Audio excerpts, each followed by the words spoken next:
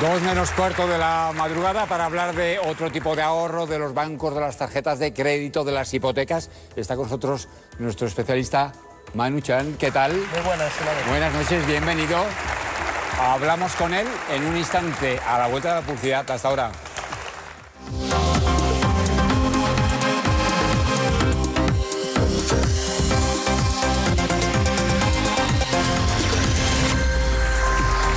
A punto de llegar a las 2 de la madrugada, aquí seguimos con Alberto Chan para hablar de mercados, de bancos, ahí lo tenemos, de préstamos, de hipotecas. Se incorporan a la mesa Antonio Maestre, bienvenido, buenas tardes. Y José Luis Roig, ¿qué tal? Buenas tardes. Y para arrancar, nos hemos ido a la calle, vamos a ver lo que sabemos de educación financiera. Si usted tiene un TIN bajo, un TAE más alto en una hipoteca variable que además le cobra una tasa por amortización anticipada, en un momento en el que sube el Euribor, igual no ha entendido nada. No tengo ni idea. Pues no se preocupe porque seguro que no es el único y se lo vamos a explicar ahora. Curso básico de educación financiera. Si tienen pensado comprarse una casa, la palabra hipoteca les tiene que sonar casi seguro. Pero ¿cuántos tipos de hipoteca hay? Ni puñetera idea. No. Yo la verdad que hace mucho tiempo que ya dejé mi hipoteca y la verdad que no lo sé. 2 tipos de hipoteca, uno que es que te cobran un fijo y otro variable. No te puedo decir, pero no lo sé. Yo no tengo ni idea de eso. Todavía no pago hipoteca. Por lo menos 2, fijo variable. 2 creo. 2. O 3, no sé, no pillaje, me queda en blanco. Primer paso superado, los bancos lo saben, pero ¿sabe usted qué es el TIN y la TAE? No. No pongas esto, qué vergüenza, no tengo ni idea. Me suenan de lejos, pero no sé explicarte tampoco. ¿Y tiene usted hipoteca? Sí, sí tengo. La tasa anual, algo así, ¿no? La tasa anual equivalente o yo qué sé, europea. ¿Y el TIN? ¿Cómo has dicho el TIN? El TIN. Ni idea. O sea, afecta al cálculo del tipo de interés que vas a pagar al banco. Ni idea. Ni quiero saberlo igual. El TAE sí, la suma de todos las cositas que te van poniendo. Y todos los pequeños impuestos, tanto de esto, tanto de esto, tanto de eso. El TAE es el final del todo. Y es que dentro del lenguaje económico financiero a los españoles nos falta un poco de conocimiento. ¿Sabe lo que es la comisión por amortización anticipada? No tengo idea. ¿Tiene usted hipoteca?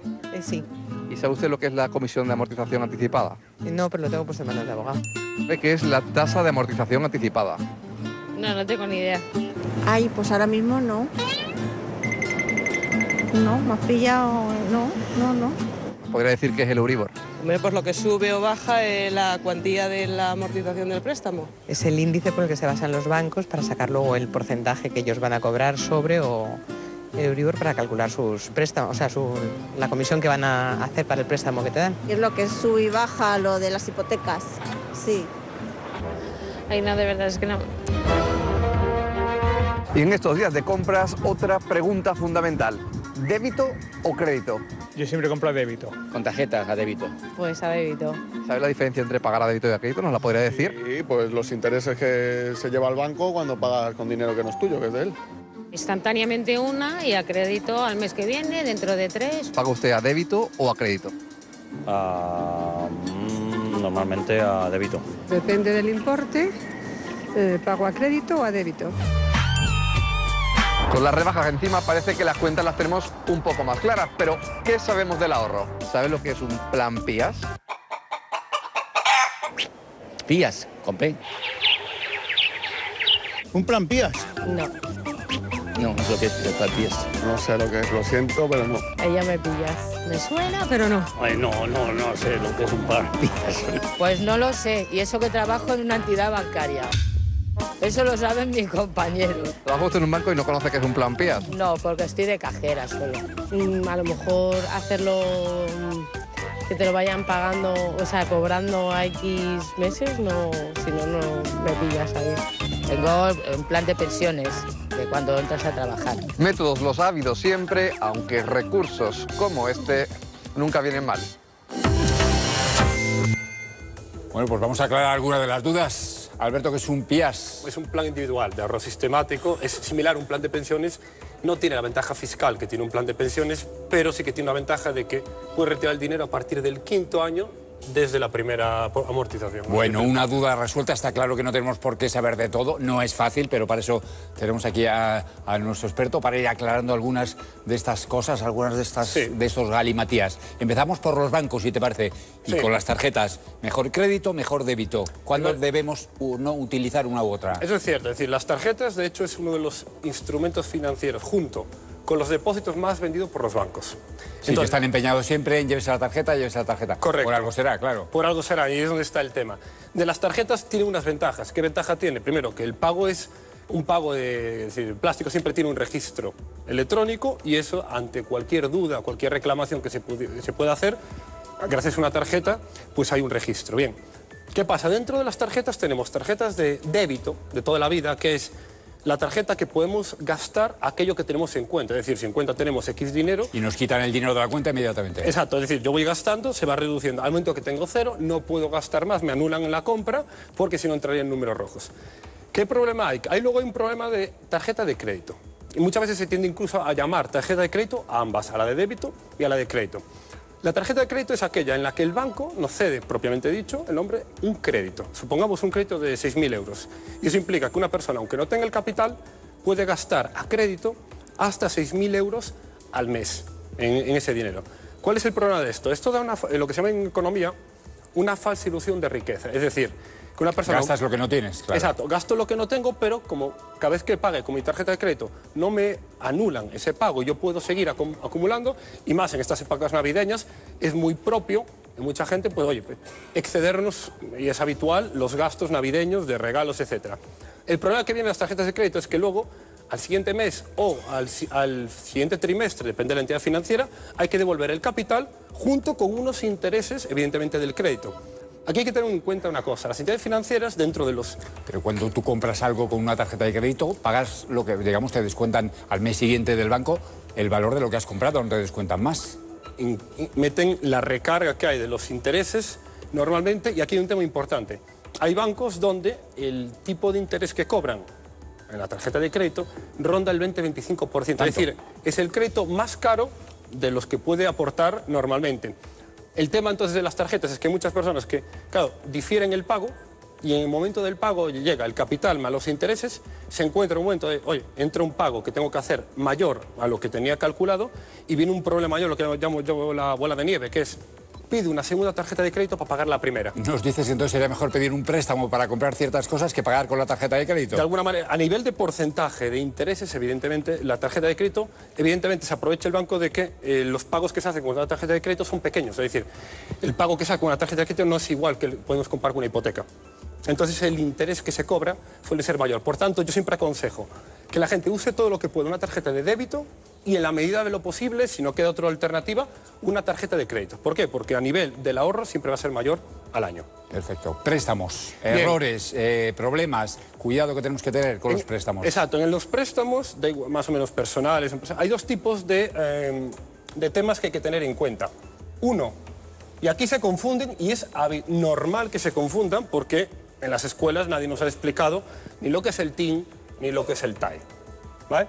Normalmente, y esto, incluso los bancos normalmente juegan a confundir con uno con otro a nivel de que el porcentaje, es decir, el TIN ¿qué es? Es el tipo de interés nominal, es decir, ¿cuánto porcentaje me va a cobrar el banco por el dinero que me presta?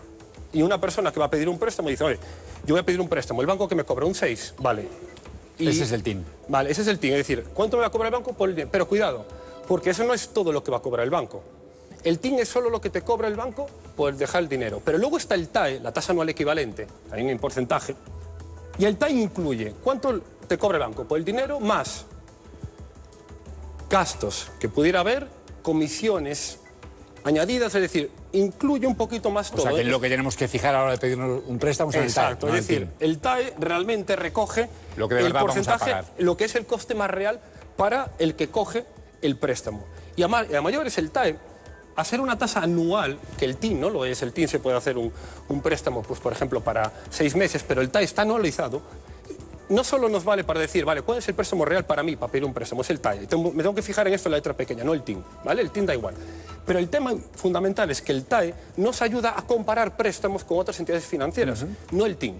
De hecho, a veces podemos pedir un préstamo y un TIN en un banco nos lo da el 6 y otro banco nos lo da el 7 y consideramos que el del 6 es mejor, pero igual lo vemos en el TAE y acaba siendo un 7,5. ¿Por qué? Porque este igual nos encarecen a nivel de comisiones. De acuerdo. Hipotecas. Buen momento para pedir una hipoteca. Mejor hipoteca variable, mejor hipoteca fija.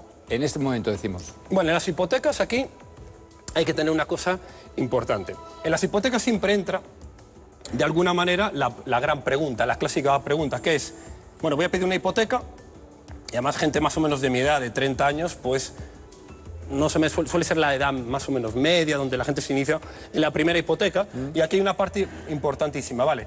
¿Qué pido? ¿Una hipoteca a tipo fijo o una hipoteca a tipo variable? En los bancos, si vamos ahora a tipo fijo, nos van a cobrar más que si vamos a tipo variable, a nivel del coste a día de hoy. Entonces decimos, oye, ¿por qué voy a pedir una hipoteca a tipo fijo si me cobran menos por una tipo variable? Entonces la idea es, vale, ¿a qué está referenciado las hipotecas? A una cosa que se denomina Euribor. ¿Qué es el Euribor? El tipo de interés interbancario. ¿Y qué es esto? Hablando en plata. Que el Banco Central Europeo deja el dinero a los otros bancos a nivel del Euribor, ¿vale? El Euribor incluso está al menos 0,19%. Y el Banco Central Europeo, ¿a cuánto tienen los tipos de interés? Están entre el 0 y el 0,25% en mínimos históricos. Sí, de forma que el Banco Central Europeo a los bancos les da el dinero prácticamente sin coste. Exacto. Y luego lo cede. Pero la idea principal es, ¿el Banco Central Europeo sube y baja los tipos al azar o tiene un sentido lógico, que es la parte importante de la educación financiera? ¿Qué es? Pues tenemos que irnos al otro lado del charco, a la Fed, a la Reserva Federal Americana, con sede en Washington. ¿Qué tiene la Fed? La Fed, que es el banco de Estados Unidos, tiene los tipos de interés entre el 1 y el 1,25%. ¿De dónde vienen estos tipos? De niveles inferiores. Es decir, que la Fed está aplicando lo que se conoce una política monetaria restrictiva, es decir, subida de tipos de interés. El Banco Central Europeo viene de una política monetaria expansiva, es decir, viene desde la zona del 4,25 del 2007 de su día a los mínimos. El tema fundamental es que el Banco Central Europeo sabe que tiene que subir los tipos si la inflación de la eurozona, es decir, el coste de la cesta de toda la vida, sube más del 2% en Europa. Ese es el objetivo. Además, estaba en 1,4, 1,5.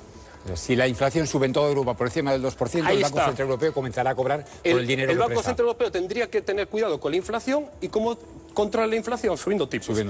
Como la Fed ya está subiendo los tipos, es probable que en este año 2018 se inicie por primera vez en 10 años la primera subida de tipos de interés del Banco Central Europeo, que podría prolongarse 5 años. Conclusión, volvemos a que entonces es más conveniente ahora mismo la hipoteca de tipo fijo. ¿Sí? Exacto, porque una hipoteca no es un préstamo que cogemos a un año o a 6 meses. Normalmente suele ser 20 años. Entonces tenemos que tener en cuenta cuál es la estrategia que va a llevar el Banco Central Europeo. Va a copiar la Fed. Pero si la Fed ya empieza subiendo los tipos y estamos aquí, ¿qué va a pasar si alguien que pide una hipoteca ahora variable y está pagando la mitad de sus ingresos a mínimos históricos? Por eso estamos viendo dinero a muy largo plazo. Nos comprometemos a tipo fijo y no nos varía. Y dentro de 4, 5 o 6 años empiezan a bajar los tipos. Que lo cojo a la variable, exacto. Pero aquí, tal como van los ciclos económicos, son siempre ¿de van cuántos así. años? Entonces, quien coge ahora una hipoteca tipo variable a mínimos históricos y esté pagando en torno al 40-50% de sus ingresos a variable, en cuanto el Banco Central Europeo inicie una política monetaria restrictiva de subida de tipos a 4 años... Le va a subir muchísimo la hipoteca. Salta default total, no puede pagar la hipoteca. Por tanto, aquí en el fijo, aunque a un año no compense... ¿Cuánto dinero del sueldo hay que dedicar a pagar una hipoteca? El porcentaje 30, 40. Ideal suele ser el 25-30%. 25-30, no más del 30%. Es decir, una persona, supongo, que ingrese 2.000 euros, que no destine más de 600.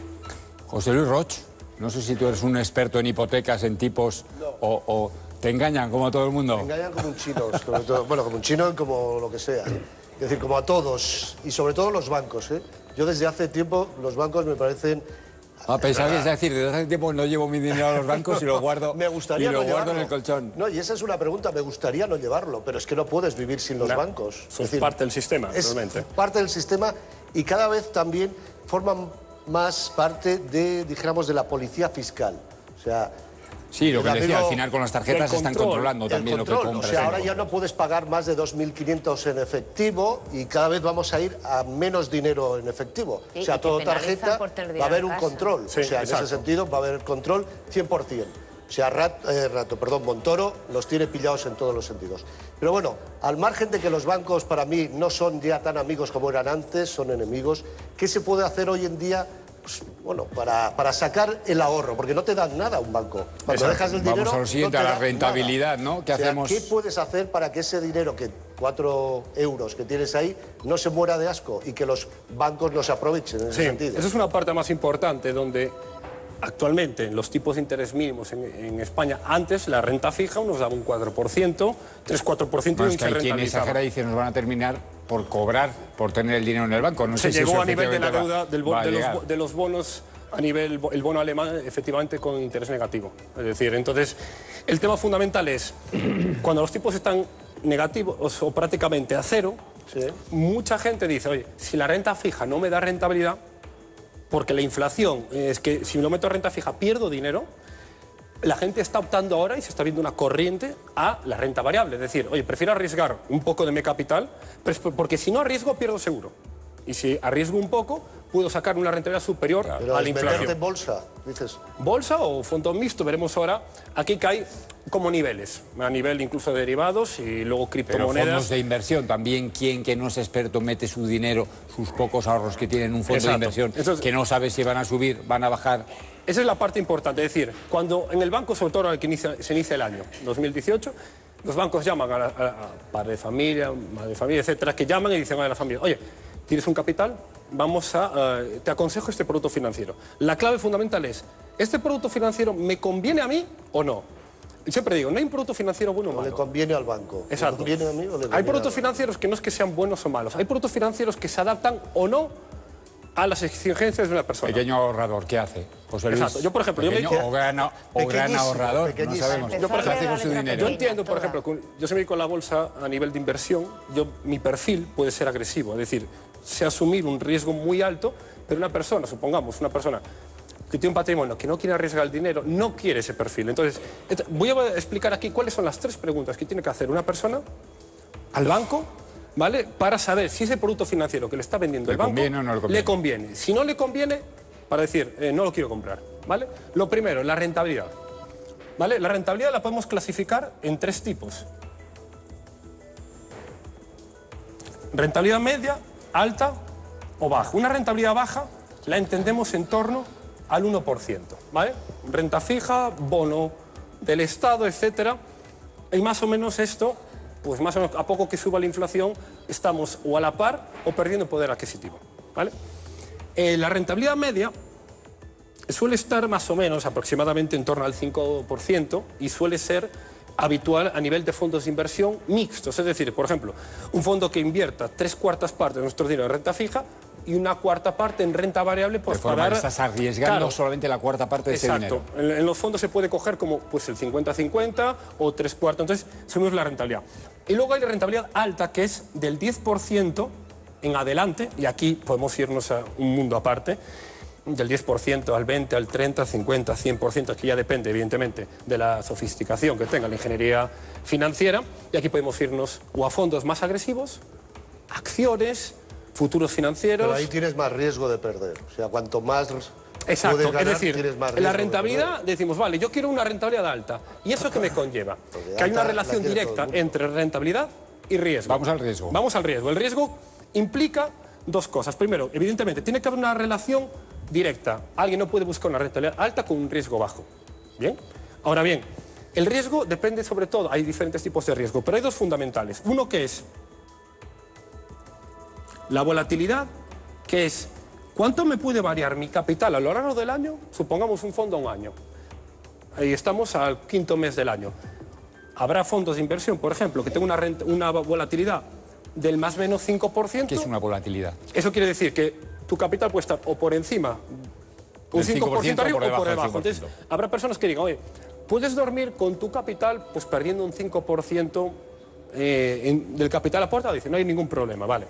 Hay otras, igual, volatilidades que suponen del 20%, más o menos 20%. Pues, pero eso garantizado. O sea, te dicen, nunca vas a perder más del 5, nunca vas a ganar más del 5. Es decir, esto es una volatilidad histórica. Se suele mirar la volatilidad anterior y decir, oye, pues X activo... pero no que te lo garanticen. Digamos que esa es la media de los últimos años. Claro, la media. Porque, pero no está garantizado. Exacto. Hay una parte de una coletilla que se dice en los bancos que es rentabilidad pasada nunca garantiza rentabilidad futura. Vale. Pero es, en base a lo histórico, supongamos un histórico de 10 años, pues el activo que te queremos vender ha estado un más o menos 20%. Entonces, la idea es que ya solo por volatilidad una persona puede saber si ese activo le puede compensar, decir, oye, pues prefiero este a este. Prefiero dejar de ganar un poquito más, pero a cambio de tener más confianza. Y luego hay otra parte del riesgo. Este es el propio activo que nos quieren vender y otro está el riesgo emisor. Es decir, aquí hay una parte fundamental, hemos visto el pasado año. ¿Cuál es la garantía del que emite ese producto que me pague? Es decir, al final del vencimiento, un fondo de inversión a un año, yo cuando finaliza el año, ¿cuál es la rentabilidad que me pueda a mí pagar ese dinero? Y aquí podemos poner un ejemplo. Yo si compro un bono a 10 años del Estado español, ¿cuál es la garantía? Que el Estado español me lo pague.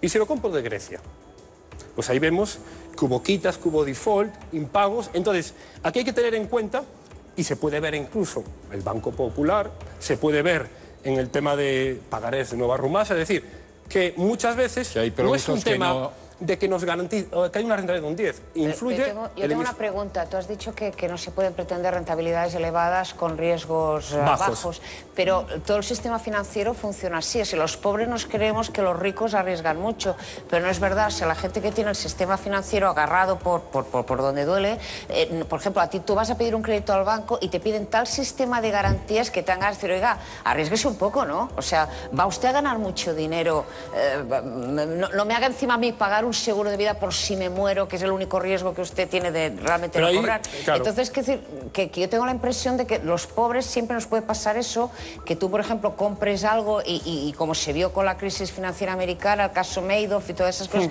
nadie te paga, pero en cambio, digamos, hay gente que siempre cobra. Digamos, hay niveles financieros que no corren ningún riesgo. A ver, eso es verdad. Es decir, lo que es el sistema del banco es una empresa privada. El banco no arriesga nunca nada. Exacto. El banco puede arriesgar de forma privada capital a nivel de préstamo, porque el banco de alguna manera... Pues si le presto dinero a Roche privadamente y él me lo devolviera, igual sería mejor. No lo volverás a ver. Ahí, por ejemplo, claro, de alguna manera le pedirías algún tipo de... y no pasar por el banco. Eso es así. Es decir, una cosa es el tema de que el banco te quiere prestar a ti, el banco tiene que velar por sus intereses como una persona quiere velar por las suyas. Y otra cosa es cuando una persona quiere rentabilizar su dinero, ya no sea entidad financiera, sino, por ejemplo, bolsa, fondos, donde ya uno elige a nivel de esto el producto. Antonio Maestre, que todavía no ha intervenido. Sí, yo hay dos cosas que no acabo de comprender. Sobre las rentabilidades, yo he estado mirando antes de venir y he visto que rentabilidades altas, hablar de rentabilidades altas a partir del 10%. Yo he visto que, por ejemplo, que tú decías que he visto en entrevistas prometer una rentabilidad del 20% anual. Y viendo que, por ejemplo, Berkshire Hathaway, el fondo de inversión de Warren Buffett, en los últimos 15 años tiene una rentabilidad media del 7,89%. O sea, tú prometes el triple de la rentabilidad que ha tenido Warren Buffett, que es el mayor inversor del mundo. Déjame acabar. Y en su larga carrera de 50 años ha tenido un 20% de rentabilidad. Es decir, tú prometes la misma rentabilidad que Warren Buffett a lo largo de toda su carrera de 50 años, el mayor inversor y el mejor inversor del mundo, ¿no? Entonces, quiero que me expliques un poco eso. Y lo siguiente es... porque yo quiero bajar al mundo real. Veo muchos consejos, pero en España el salario más habitual son 1.000 euros netos.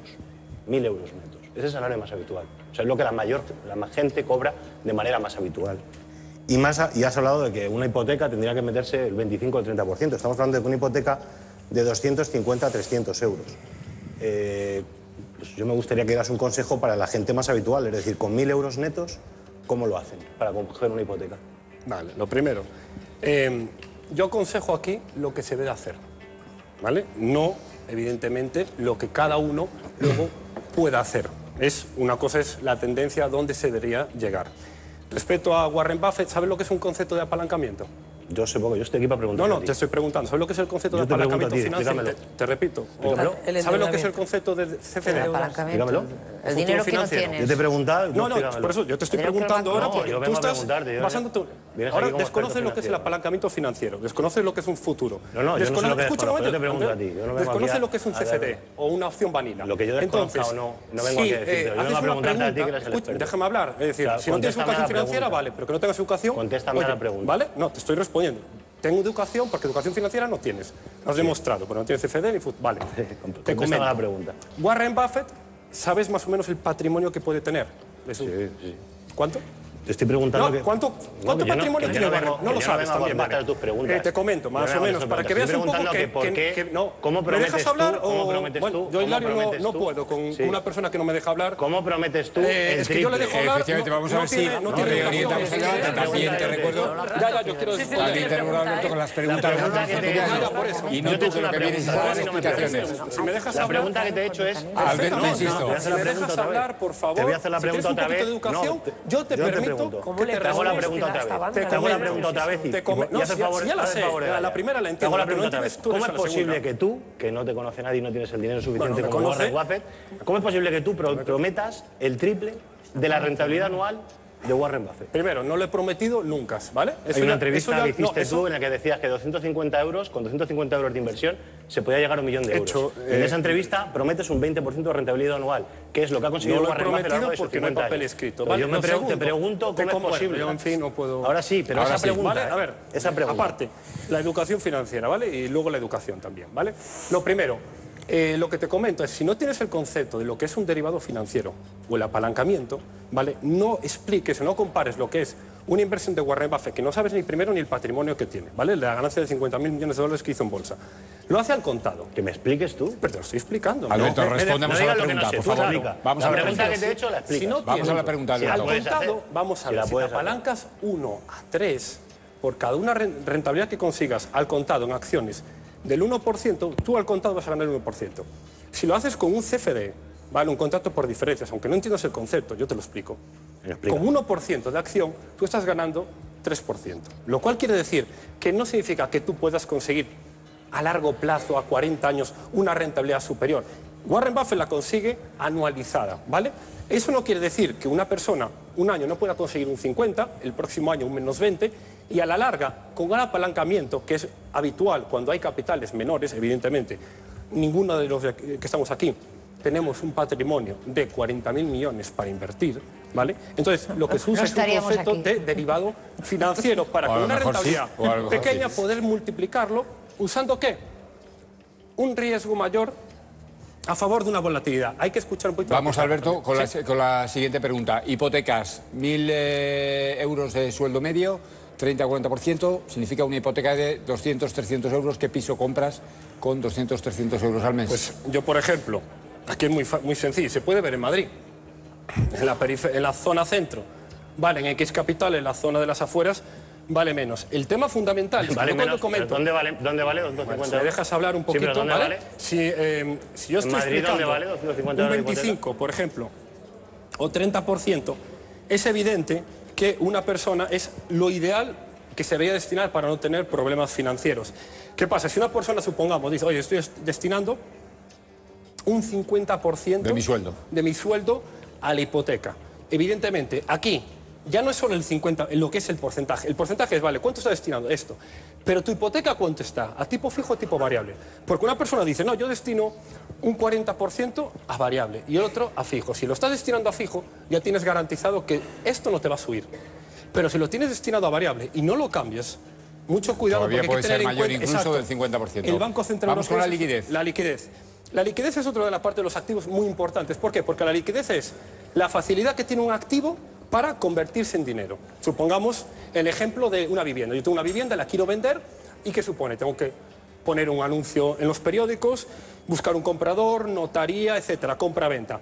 Y eso igual se me puede demorar semanas o meses, como pasa en España. Entonces la liquidez de una vivienda sería una liquidez baja, ¿vale? Bien. En cambio, imagínense que tengo 50.000 euros en acciones del IBEX 35, ¿vale? Y yo las quiero vender. Porque, vale, yo voy a mi plataforma de inversión, las vendo, o voy al banco, solicito la venta, vendo esas acciones y tarda cuestión de un segundo que esas acciones han sido vendidas y el dinero está en mi cuenta. Es decir, que las acciones, por ejemplo, tienen una liquidez alta. La liquidez, como digo yo, es muy importante, y aquí hay un tema importante. El tema de las preferentes en España, mal llamadas preferentes porque son acciones preferentes, fue un tema donde estoy totalmente convencido que si la gente tuviera, en este país se pusiera más educación financiera, está claro que si una persona supiera que pudiera preguntar qué es la rentabilidad, qué es el riesgo y qué es la liquidez, una preferente es un activo que se dijo mal dicho que tenía riesgo. El riesgo era bajo, lo que no tenía es liquidez. La liquidez es que tú estás comprando deuda perpetua. deuda normalmente 50 o 100 años. Es un producto para personalidad jurídica, para sociedades, habitual. Se ha vendido aprovechándose, evidentemente, las entidades financieras de la ignorancia de muchas personas, por desgracia, de que no se sabía lo que era la liquidez.